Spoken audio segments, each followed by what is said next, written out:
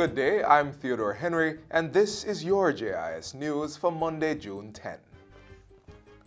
Prime Minister Andrew Holness has instructed the Forestry Department to create an environmental corps that will employ 1,000 youngsters across the island.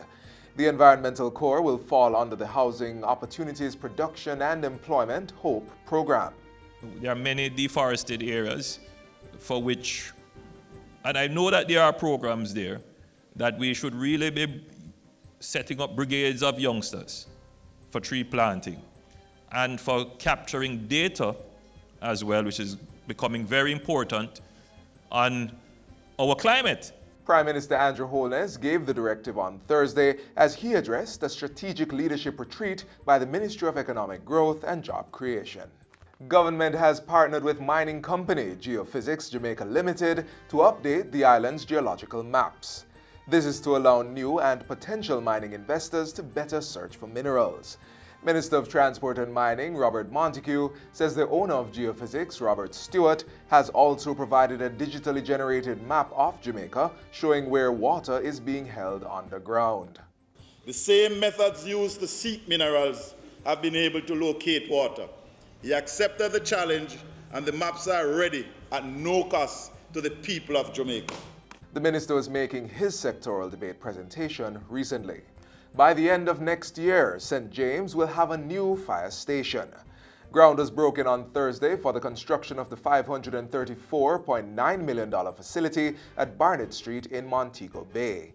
The new fire station will have the capacity to house 140 firefighters. It will replace the old Barnett Street station that was demolished in 2006. Since then, the firefighters have been operating from the Montego Freeport compound. Minister without portfolio in the Office of the Prime Minister, Mike Henry, has urged the contractors to ensure that the project is completed on time and within budget. This project will provide the city of Montego Bay with a newly built state-of-the-art, structurally sound fire station to serve the residents and obviously also the visitor industry who come through here. Work will commence shortly on 2 additional fire stations. One is to be built in Port Maria, St. Mary, and the other in Yallas, St. Thomas.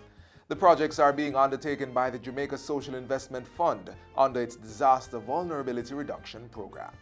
Government will be increasing the size of the Immigration and Customs Hall at the Sangster International Airport this financial year.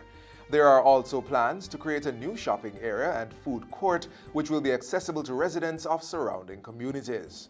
The Sangster International Airport is growing from strength to strength. It is now the fastest growing airport in the region.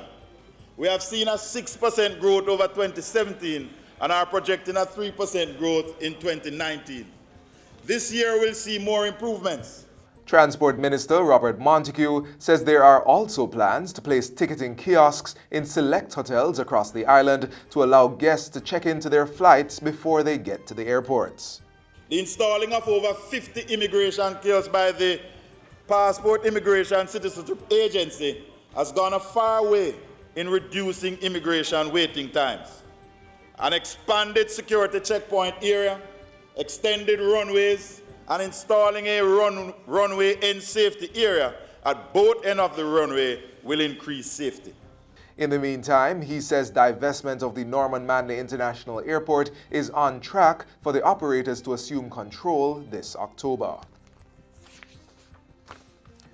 In other transport news, government is in the process of acquiring new buses for the Jamaica Urban Transit Company, JUTC.